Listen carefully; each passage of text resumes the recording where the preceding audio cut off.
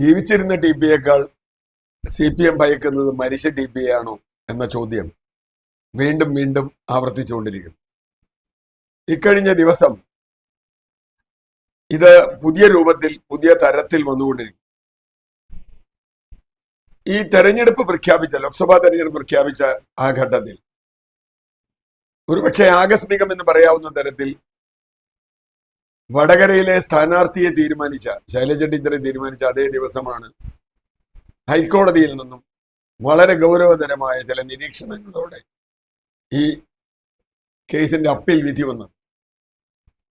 ഒരു ജീവപര്യന്തം ഉണ്ടായിരുന്ന ആളുകൾക്ക് 2 ജീവപര്യന്തമാക്കി എന്ന് മാത്രമല്ല, ഒരു തരത്തിലുള്ള ഇളവുകളും, ശിക്ഷ ഇളവോ പരോളോ കൊടുക്കരുത് എന്ന് ഹൈക്കോടതി കൃത്യമായി എഴുതി.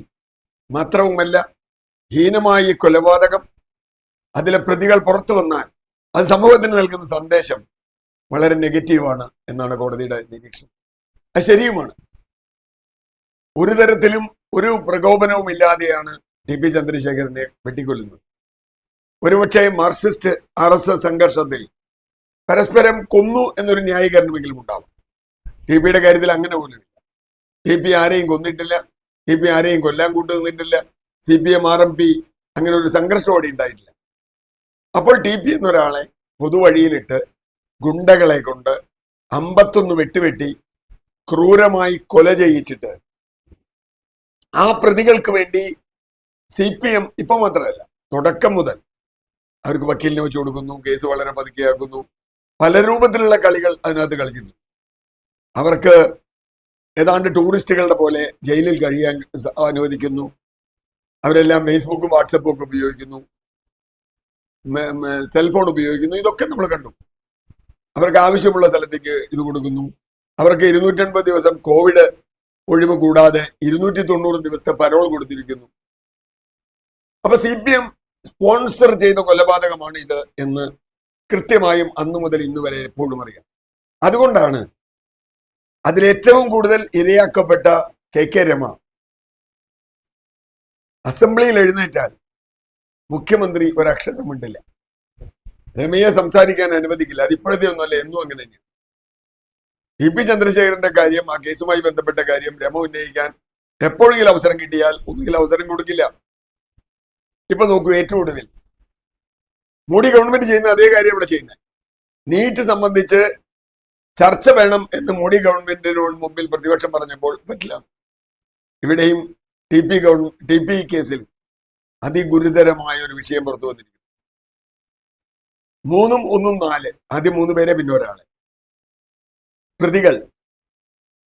ആ പ്രതികളെ ശിക്ഷ ഇളവ് നൽകി പുറത്തുവിടാൻ ആസാദി കാ അമൃത് മഹോത്സവ് എന്ന അവസരം ഉപയോഗിച്ച് ഈ ഗവൺമെന്റ് തീരുമാനിച്ചു.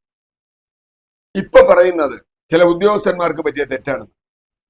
എനിക്ക് മനസ്സിലാവാത്തത്, ഈ കണ്ണൂർ ജയിലിലെ അസിസ്റ്റന്റ് സൂപ്രണ്ടോ അല്ലെങ്കിൽ അവിടുത്തെ ഒരു വാർഡനോ ഈ കൊടിസുനിയുടെയോ അല്ലെങ്കിൽ ഈ ഷാഫിയുടെയൊക്കെ ആരാ?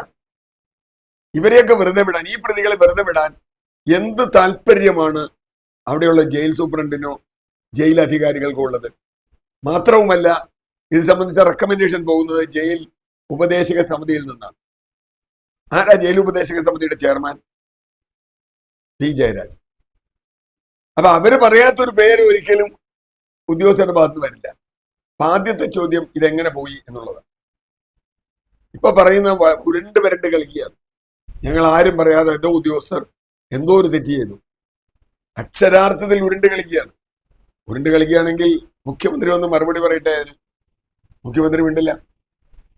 MP രാജേഷ് എന്ന് പറയുന്ന മന്ത്രി എന്തൊക്കെയോ പറഞ്ഞു. സ്പീക്കറെ കൊണ്ട് ചെയ്യാൻ പാടില്ലാത്തതൊക്കെ ചെയ്യിച്ചു. TP കേസിന്റെ വിഷയം അടിയന്തര പ്രമേയം അവതരിപ്പിച്ചപ്പോൾ സ്പീക്കർ പറഞ്ഞു അതിലെ പ്രശ്നങ്ങളൊക്കെ തീർന്നതാണ്. അതിലെ പ്രശ്നങ്ങൾ തീർന്നതെന്ന് പറയും സ്പീക്കർ ആരാ? അത് പറയേണ്ടത് മുഖ്യമന്ത്രിയാണ്. അടിയന്തര പ്രമേയത്തിന് അനുമതിക്കായി അപേക്ഷ കൊടുക്കുമ്പോൾ ആ അപേക്ഷ നൽകുന്ന ആൾ അത് അവതരിപ്പിക്കും. അതാണ് നിയമസഭാ ചട്ടം. അത് അവതരിപ്പിച്ചു കഴിയുമ്പോൾ അതിന് ബന്ധപ്പെട്ട മന്ത്രി, ഇവിടെ ആഭ്യന്തരമന്ത്രിയാണ്, മറുപടി പറയും. അപ്പൊ സ്പീക്കർ പറയും മറുപടിക്ക് ശേഷം ഈ വിഷയത്തിൽ ഇനി ചർച്ച അനുവദിക്കാൻ കഴിയില്ല. അങ്ങനെ ആ ചർച്ച തള്ളിക്കളയും, പ്രതിപക്ഷം ഇറങ്ങിപ്പോകും. ഇത് സാധാരണ നമ്മൾ കണ്ടിട്ടുള്ള അടിയന്തര പ്രമേയത്തിന്റെ രീതി. ഇത്തവണ അതുപോലുമല്ല. അടിയന്തര പ്രമേയം അവതരിപ്പിക്കാനുള്ള അനുമതി പോലും നൽകില്ല. എന്ന് പറഞ്ഞാൽ അത് അവതരിപ്പിച്ചാൽ, കെ രമ പ്രമേയം അവതരിപ്പിച്ചാൽ അതിന് മറുപടി പറയേണ്ടത് ബഹുമാനപ്പെട്ട മുഖ്യമന്ത്രിയാണ്. കെ രമയോട് മുഖ്യമന്ത്രിക്ക് മറുപടി പറയാൻ ഇപ്പോഴും പറ്റില്ല. എന്ന് പറഞ്ഞാൽ 12 വർഷം കഴിയുമ്പോഴും TP ചന്ദ്രശേഖരന്റെ ഓർമ്മ, അല്ലെങ്കിൽ മരിച്ച TP ചന്ദ്രശേഖരൻ മുഖ്യമന്ത്രിയെ വേട്ടയാടിക്കൊണ്ടിരിക്കുന്നു എന്നാണ്. അത് നമ്മൾ വടകര തെരഞ്ഞെടുപ്പിൽ കണ്ടതാണ്. വടകര തെരഞ്ഞെടുപ്പിൽ വളരെ കൃത്യമായും TP ഒരു വികാരമായിരുന്നു എന്ന് നമുക്ക് കാണാൻ കഴിയും. TPയോട് CPM ചെയ്ത കൊടും ക്രൂരത, ആ ക്രൂരതയ്ക്കുള്ള മറുപടി കൂടിയാണ് ഷാഫിക്കുള്ള വോട്ട്. അപ്പൊ തീർച്ചയായും അക്രമ രാഷ്ട്രീയം, ഹിംസാത്മകമായ രാഷ്ട്രീയം താങ്കൾ ഉപേക്ഷിക്കാൻ തയ്യാറല്ല എന്ന് തന്നെയാണ് CPM പറയുന്നത്. ഇനിയും അങ്ങനെ ചെയ്ത മറ്റൊരു ചോദ്യം കൂടി അതിന്റെ കൂടെ വരുന്നു. എന്തുകൊണ്ടാണ് ഇവരെ വിടാൻ തീരുമാനിച്ചത്? യഥാർത്ഥത്തിൽ ഒരു വലിയ സമ്മർദ്ദം ഇവർ വഴി പാർട്ടിക്ക് മേലുണ്ട് എന്നാണ് കണക്കാക്കേണ്ടത്. TP കേസിൽ ഇപ്പോഴും ഗൂഢാലോചന സംബന്ധിച്ച കേസ് CBIക്ക് കൈമാറുന്നത് കേസുമായി ബന്ധപ്പെട്ട കാര്യങ്ങൾ കിടക്കുകയാണ്. അങ്ങനെ വന്നാൽ, ആ കേസ് അന്വേഷണം മുറുകി വന്നാൽ ഗൂഢാലോചന നടത്തിയവനാര്? പണ്ട് ഒരാൾ പാട്ടുപാടിയതുപോലെ, ആയുധം കൊടുത്ത് നിങ്ങളെ വിട്ട ശിഖണ്ഡി ആരാണ് എന്ന ചോദ്യമുണ്ട്. ആ കവിതയിൽ പറയുന്നത് പോലെ നിങ്ങൾക്ക് ആരാണ് ആയുധം? ഈ പ്രതികൾ ആരും ചന്ദ്രശേഖരന്റെ ബന്ധുക്കളോ ചന്ദ്രശേഖരനുമായി നേരിട്ട് പരിചയമുള്ളവർ പോലുമല്ല. പാനൂരും കണ്ണൂർ ജില്ലാ കമ്മിറ്റിയിലും കോഴിക്കോട് ഒക്കെയുള്ള ആളുകളാണ്. മറ്റ് ജില്ലയിലുള്ള ആളുകളൊക്കെ വന്നിട്ടാണ് കൊന്നത്. പ്ലാന്റ് ആയിരുന്നു.